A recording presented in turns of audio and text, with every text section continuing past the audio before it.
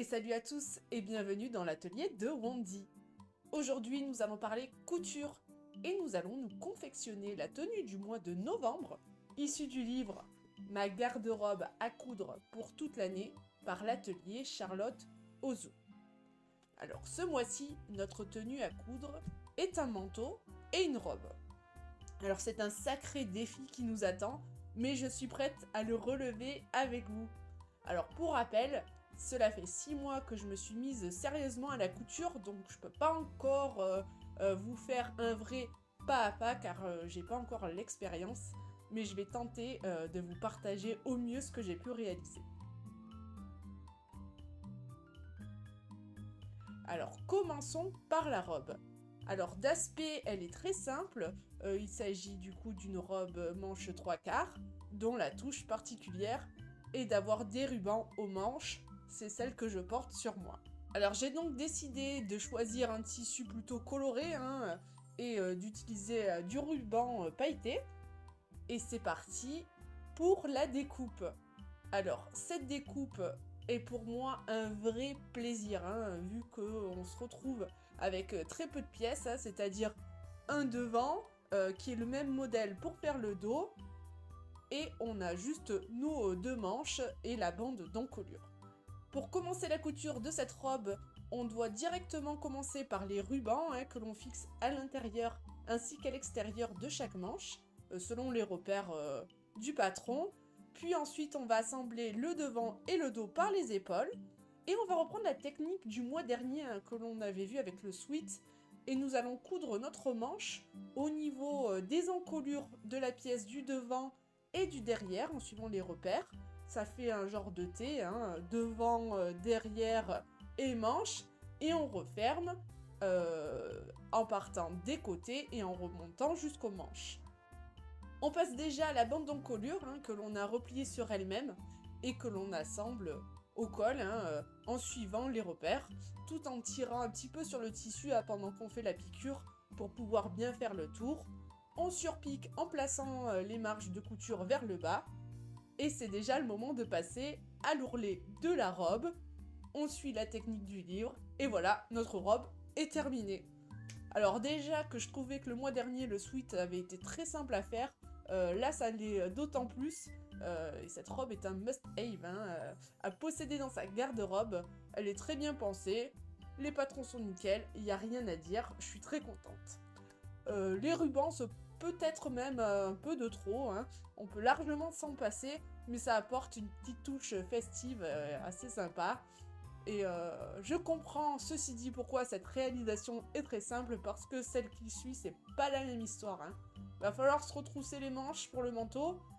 Alors c'est parti, découvrons ce que ça va donner.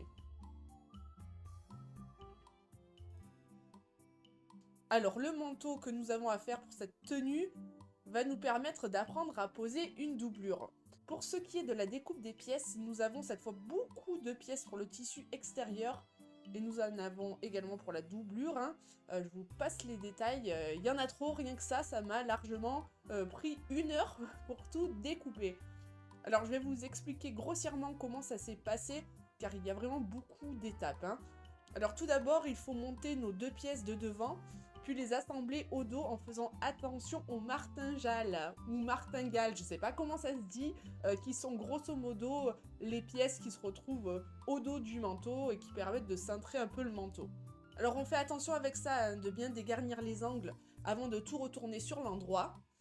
Par la suite, on assemble le dos et les 2 devants par les côtés et les épaules, en veillant à bien mettre nos coutures les unes en face des autres. Et il est temps de passer aux poches. Alors pour les poches, on va enfin utiliser notre doublure.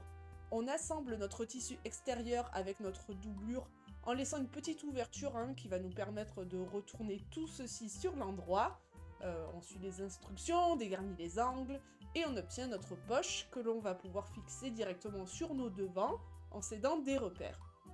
Alors personnellement, j'ai décidé de rajouter des rabats de poche en suivant un petit peu le même principe et d'y inclure de la dentelle bleu foncé pour trancher un peu avec mon tissu. C'est la Wandy Touch.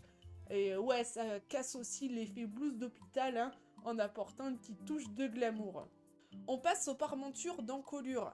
Alors à ce moment-là, on assemble nos pièces d'encolure en les ayant au préalable entoilées. Et c'est là que la malédiction de l'entoilage se répète, hein, car j'avais pas prévu assez de tissu d'entoilage. Je pensais qu'il m'en restait plus que ça, donc j'ai fait 100. Mais bon, ça va le faire. On pique les parmentures d'encolure avec le manteau.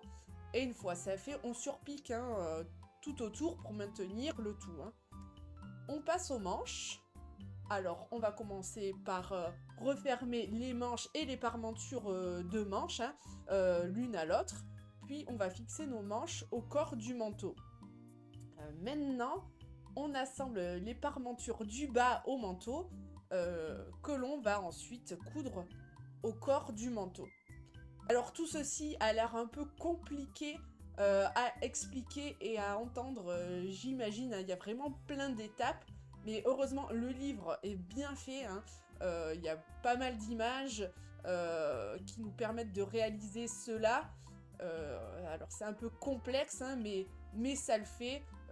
Voilà, j'essaye d'expliquer du mieux, mais bon, je comprendrai que vous soyez complètement perdu. Mais bon, continuons. Et il est maintenant temps de s'attaquer à la doublure du manteau. Alors, nous allons devoir assembler le devant et le dos. Après avoir cousu des petites pinces au niveau des deux devants, puis on va refermer les manches de la doublure en laissant un espace d'une dizaine de centimètres au milieu de chaque manche. Alors au début j'ai pas compris pourquoi, mais c'est ce qui va nous permettre de retourner toute notre réalisation sur l'endroit en fait. Alors on monte les manches à la doublure et on va enfiler notre doublure sur notre corps, comme si on mettait un manteau à notre manteau en fait. Et on pique au niveau du bas, puis on va faire une piqûre au niveau de la parmenture d'encolure. Et c'est à ce moment-là qu'on va retirer tout notre tissu extérieur au niveau des doublures des manches en fait. Hein. On referme ensuite ces ouvertures par des points invisibles ou à la machine à coudre. Hein. Ça c'est au choix, moi à ce niveau-là j'y suis allée à la machine à coudre. On place nos boutonnières et nos boutons et on a terminé notre manteau. Alors moi j'ai un peu tout surpiqué pour qu'il y ait une plus belle tenue. Je sais pas si c'est dû au manque de tissu d'entoilage, mais bon voilà, ça fait très sympa. J'ai également rajouté au niveau des manches de la dentelle hein, pour faire un petit rappel avec mes rabats de poche. Alors ce manteau, une fois terminé, me laisse un petit goût de je suis pas extrêmement satisfaite. Quand je regarde le modèle, la coupe est respectée. Hein. C'est un manteau qui se porte large. Mais bon, je suis quand même contente parce que j'ai appris de nouvelles techniques. Hein.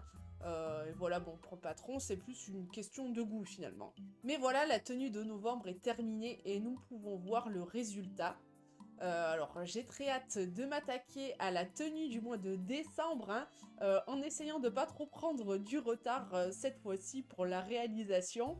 Merci de m'avoir suivi le long de cette vidéo lourde en explications hein. Et si tu as envie de voir les autres tenues, n'hésite pas à t'abonner à la chaîne. J'y parle également cosplay et en ce moment je suis sur un très gros projet. D'ailleurs je vais pas tarder à sortir une vidéo là-dessus. Merci beaucoup, des gros bisous, ciao ciao.